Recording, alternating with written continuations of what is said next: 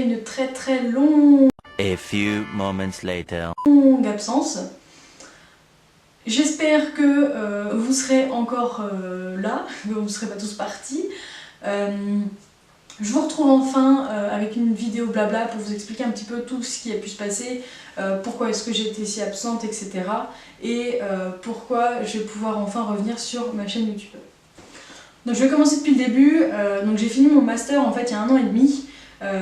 Master à la fin duquel en fait j'ai fait 6 mois de stage dans une entreprise qui m'a ensuite gardée en CDD pour un contrat de 18 mois. Donc j'ai bossé pendant presque 2 ans dans cette entreprise du coup mon CDD devait se terminer début avril 2019. Donc forcément début d'année 2019 ça a commencé un petit peu à me questionner parce que du coup qu'est-ce que j'allais faire après, est-ce que j'allais pouvoir rester dans cette entreprise ou est-ce qu'il allait falloir que je cherche ailleurs, est-ce que j'allais me retrouver au chômage, enfin, voilà, pas mal de questions qui se profilaient. Il s'est avéré que cette entreprise m'a proposé un CDI, CDI que j'ai refusé puisque les conditions en fait, de ce CDI ne me convenaient pas. Donc du coup voilà, j'ai pas voulu m'enfermer dans un contrat qui me plaisait pas et qui allait me bloquer en fait dans ces conditions là. Donc j'ai préféré ne pas le prendre, surtout que j'avais quand même un petit peu ce confort d'être en CDD et que du coup à la fin de mon contrat, au pire j'aurai le chômage, donc bon, ça laisse un peu de temps pour pouvoir retrouver un emploi derrière. Une fois que j'ai refusé en fait ce CDI, je l'avais refusé, enfin je l'ai refusé parce que déjà avant en fait ça commençait à se dégrader en fait. Je commençais à vraiment plus pouvoir bosser dans ces conditions là. Et du coup, jusqu'à la fin de mon CDD, en fait, ça a été très dur. Le début d'année 2019 en fait, a été assez dur. Ça s'est répercuté sur ma vie perso aussi, forcément. Enfin, j'ai commencé à voir des choses que je voulais surtout pas avoir dans ma vie.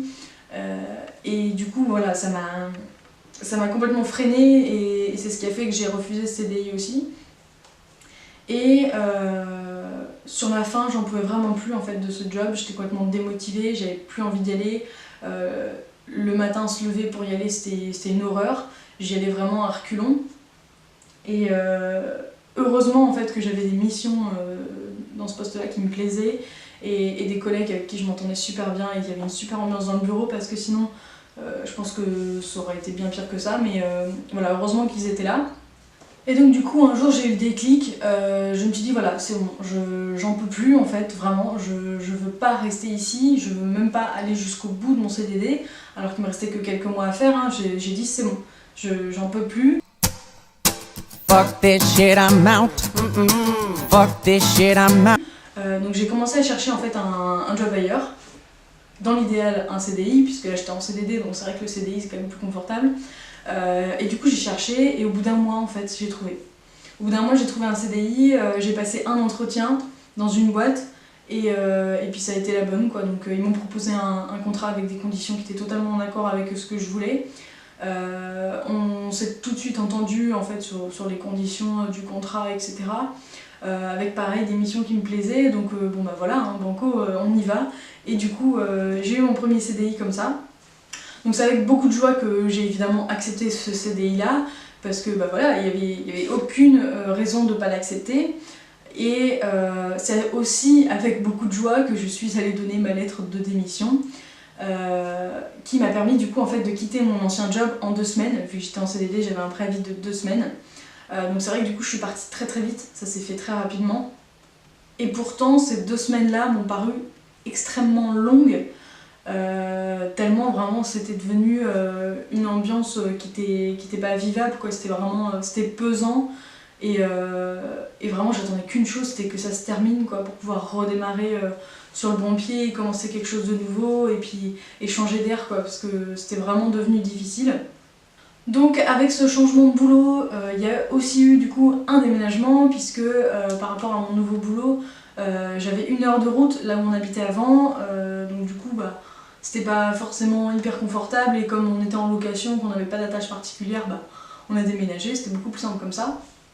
Donc du coup j'ai déménagé, Avant j'étais plutôt vers Angers, là du coup on est descendu sur Cholet. Voilà, on a déménagé, ça nous a pris 3 week-ends bien fatigants et du coup forcément voilà, ça explique encore une fois le manque d'activité sur les réseaux, tout ça. Et puis forcément du coup avec un déménagement, ça veut aussi dire que je vais plus pouvoir travailler Dakota et Ferrolo.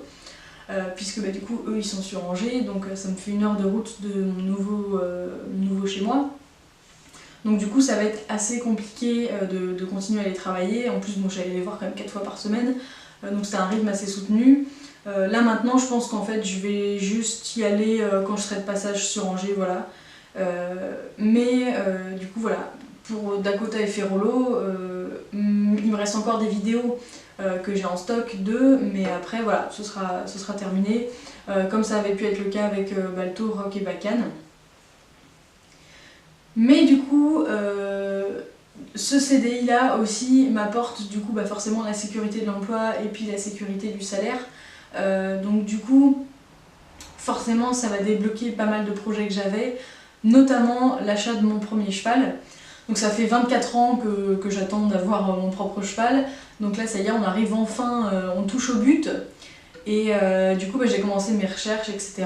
Je vais rencontrer des chevaux, j'ai déjà trouvé la pension je pense, enfin j'en ai visité une qui est juste parfaite pour moi. Donc j'espère qu'il y aura de la place, mais normalement il y aura de la place parce que la pension n'est pas encore ouverte. Donc du coup je suis là un petit peu en avance pour y mettre mon cheval, mais du coup voilà, moi je suis à peu près sûre d'avoir une place là-bas et c'est vraiment un endroit qui va être parfait pour mon cheval, qui répond totalement à ce que je voulais. Donc maintenant il n'y a plus qu'à trouver le cheval pour aller le mettre là-bas dans cette pension. Donc si jamais vous voulez une vidéo sur ce que je recherche comme cheval, comment j'ai fait mes recherches, quels sont les critères que je regarde, etc. Enfin un peu tout sur la recherche en fait que j'ai pu faire pour l'achat de mon futur cheval. N'hésitez pas à me le dire en commentaire, comme ça je vous ferai une vidéo plus complète et puis posez-moi des questions éventuellement de ce que vous voudriez savoir par rapport à ma recherche en fait pour mon cheval. Après du coup ce projet de cheval aussi ça va forcément amener pas mal de choses sur la chaîne YouTube, parce que du coup je serai propriétaire de mon cheval, donc un jour j'ai envie de tourner, voilà, j'y vais et puis j'ai le cheval qui est dispo, enfin voilà, du coup ça sera beaucoup plus facile pour tourner des vidéos. Et en plus de ça, il y a quand même de fortes chances pour que ce soit un poulain, ou en tout cas un jeune cheval qui serait peut-être pas débourré, donc ça me permettra aussi de vous faire suivre un peu toute cette évolution, tout le travail, tout ce qu'il y a à découvrir avec un jeune cheval. Et du coup ça peut être hyper intéressant pour la chaîne YouTube. Je pense que ça va être vraiment un super thème en fait à pouvoir exploiter à fond. Grâce à mon CDI aussi, je récupère énormément de temps personnel en fait, parce que là où j'étais avant, et ce qui a aussi fortement fait qui a fortement joué sur le fait que je m'en aille, c'est qu'on me demandait de faire minimum 42 heures par semaine avant. Et là du coup dans mon nouveau CDI, j'ai un contrat de 36 heures. Donc forcément, c'est vachement plus confortable pour moi. Je vais pouvoir récupérer énormément de temps, enfin moi ça me paraît mais colossal ce que je récupère comme temps, c'est vraiment incroyable. Et un confort de vie aussi, c'est assez fou. Et du coup je vais pouvoir reprendre tout ce qui est YouTube, reprendre le tournage et le montage des vidéos. Je vais pouvoir reprendre aussi tout ce qui va être création de matériel d'équitation, parce que du coup j'avais plus le temps non plus de le faire. Je vais pouvoir du coup, grâce à ça, vous reproposer des vidéos plus régulièrement, j'espère, avec un rythme qui serait un peu plus régulier en tout cas. Donc voilà, j'espère aussi que tous ces changements, ça va me permettre un peu de redonner un coup de boost à ma chaîne YouTube, et aussi de faire un changement sur le contenu en fait que je fais, parce que c'est vrai que je faisais énormément de séances commentées, et déjà au niveau des statistiques des vidéos, je vois clairement que ça en intéresse de moins en moins.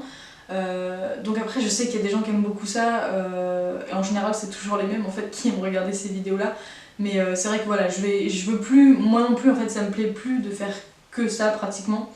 J'ai envie de proposer un contenu beaucoup plus diversifié et peut-être un peu plus éducatif, vraiment plus éducatif, plus pédagogique, que juste une séance commentée.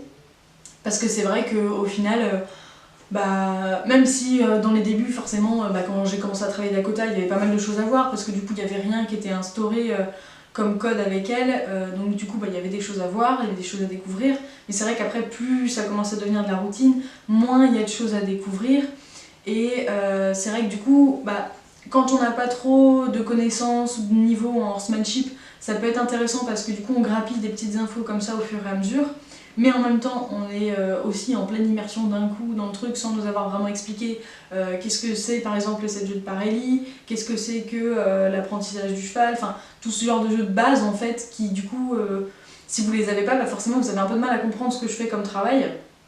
Et de l'autre côté aussi, pour ceux qui connaissent déjà un petit peu tout ça et qui connaissent un peu le horsemanship, ça peut devenir un peu chiant parce que du coup c'est souvent les mêmes choses, on finit par se répéter et du coup on perd un peu le côté éducatif, pédagogique que je voulais donner à ces vidéos là au départ.